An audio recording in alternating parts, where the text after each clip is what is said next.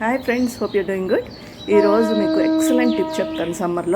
Summer ఇప్పుడు mid సమ్మర్లో ఉన్నాం మనము. ఎంత ఎండ ఉందో తెలుసు. ఇలా పచ్చగా ఎలా ఉన్నాయి అనుకుంటున్నారు?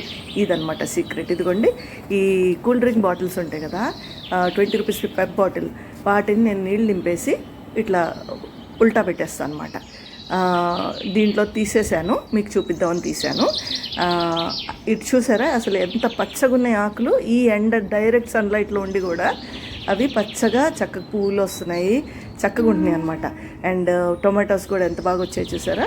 అన్నిట్లో కూడా ఎండ పడుతున్న చోట మాత్రం తప్పకుండా ఈ బాటిల్ ఫుల్గా నింపేసేయండి. నింపేసి ఇదండి ఇట్లా ఉల్టా తిప్పి పెట్టడం అంతే. అంటే ఎయిర్ టైట్గా అనమాట.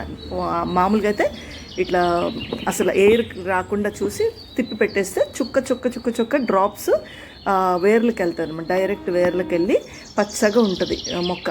చూడండి, అన్నీ కూడా ఇప్పుడు ఏప్రిల్ మనం మధ్యలోకి వచ్చాము. ఎంత ఎండ ఉందో మీకు తెలుసు, కానీ మొక్కలు చూసారా ఎంత పచ్చగా ఉన్నాయో.